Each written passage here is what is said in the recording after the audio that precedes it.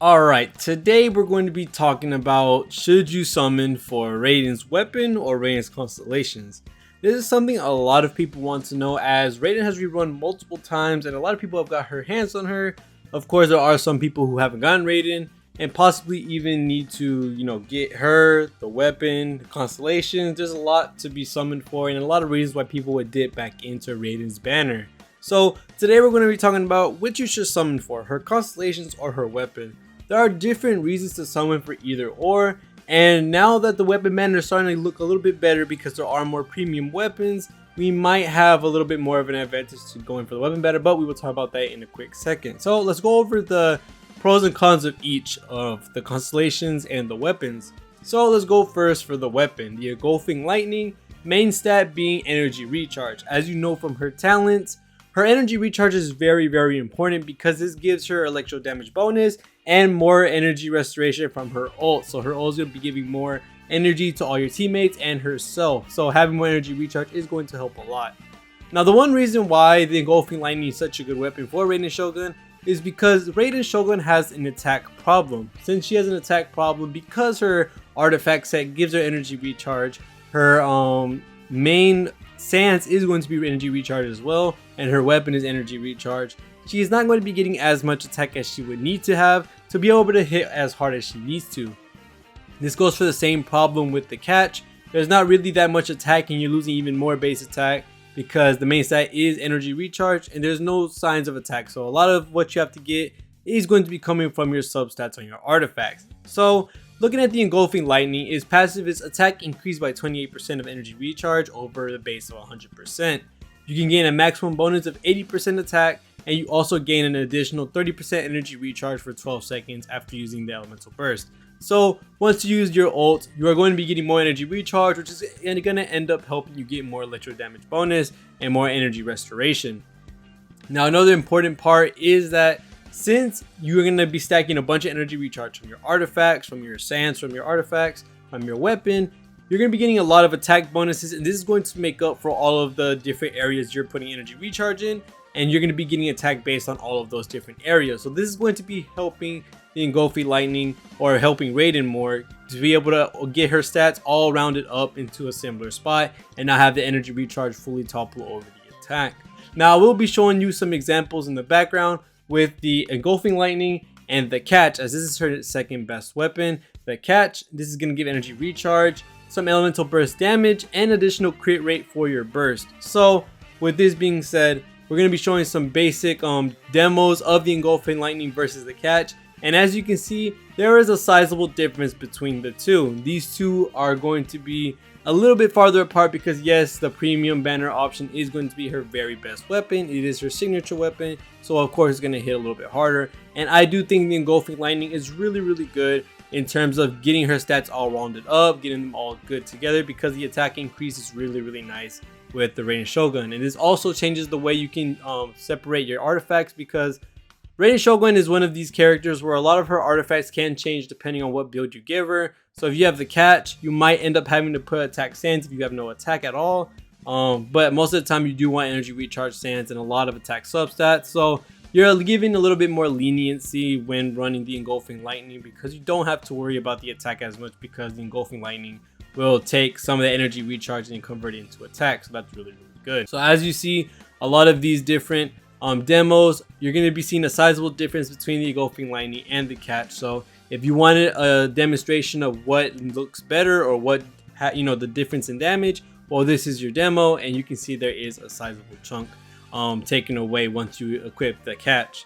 Now let's go towards the constellations. Now, a lot of Raiden's constellations are really good, but there's of course 3 of them that are the most important, and thankfully all 3 of them are at the very beginning, where to the point where it's diminishing returns once you get past that.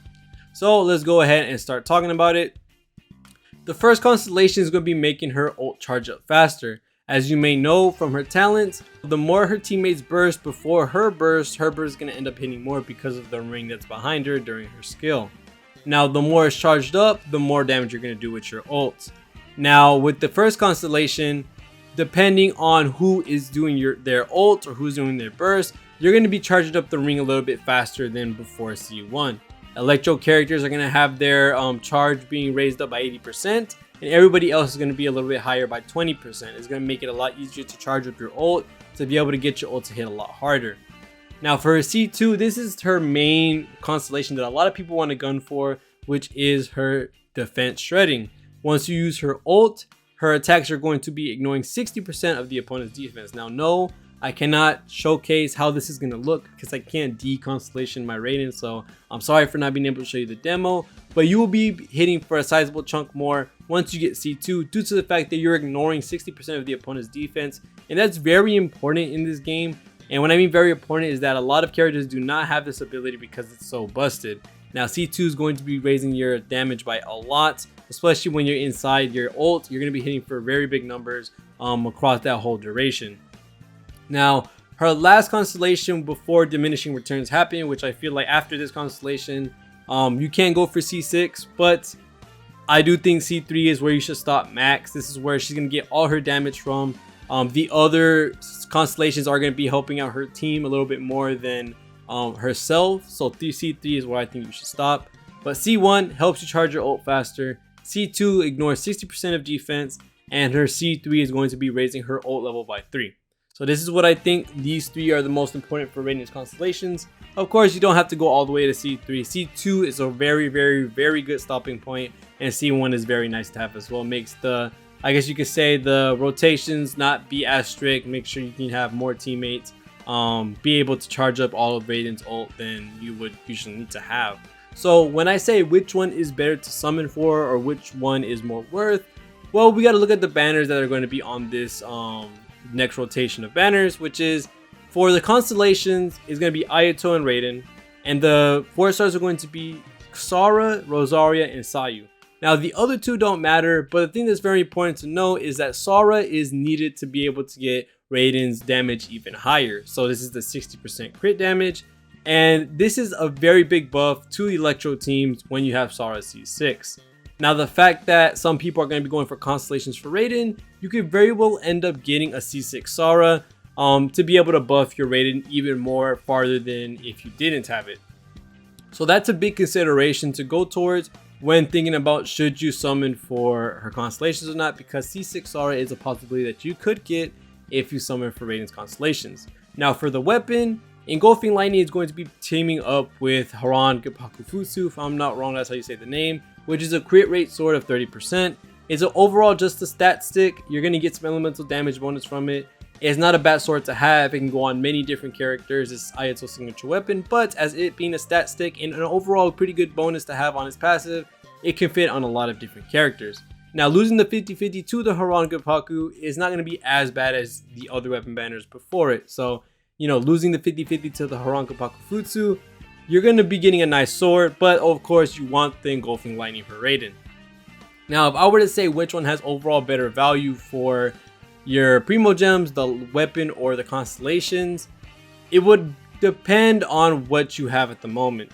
Now the catch is a very good weapon, although you lose a sizable chunk of damage and your stats are going to be a little bit unbalanced because yes, you are going to be losing a lot of attack that you would get from the Engulfing Lightning. The C2 overall will help you so much. C1 is going to be making your burst hit harder and faster because you're not going to have to rely on so many bursts to charge up your ring. And C2 lowers the defense by 60%. That is a really big chunk, and these are going to be bigger value chunks to have your damage increase than having the Engulfing Lightning. So if you're going for basically straight value, then I do think the constellations are more worth than the weapon, due to the fact that her C1 is really nice to have. It makes it a lot more smoother to play her. C2 is going to be a big damage boost, and C3 is going to be an even bigger damage boost.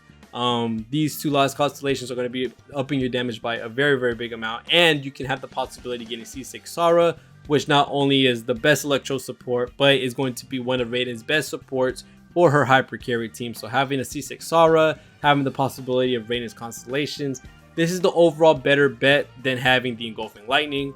And this is because, of course, the catch is a weapon. The catch is completely free. It gives you bigger elemental burst damage, and you get some extra crit rate along with it. It's one of the best passes in the game, in my opinion, for a weapon. Has the energy recharge that you need. She still hits for a truck, as you can see in the demos behind me, or demos in the video. she still hits for a sizable amount even without the engulfing lightning. So I hope this video made it a little bit easier to understand which goes with what and what is more worth, because I do think for sure that her constellations are more worth, because not only is it going to be a sizable damage increase or a better use of rotations, having her C1, her C2, or C3, but you could also end up getting a C6R, which will easily and very well help you with your hypercarry team of Raiden if you so choose to make Raiden one of your main teams. So that's going to be it for this video. You should probably go for the constellations more than her weapon, but if you are going for a weapon, good luck. Same with the constellations, good luck. Hopefully you win all your 50-50s in trying to get her constellation. So other than that, thank you guys so much for watching all the way to the end of the video. See you on the next one, and peace.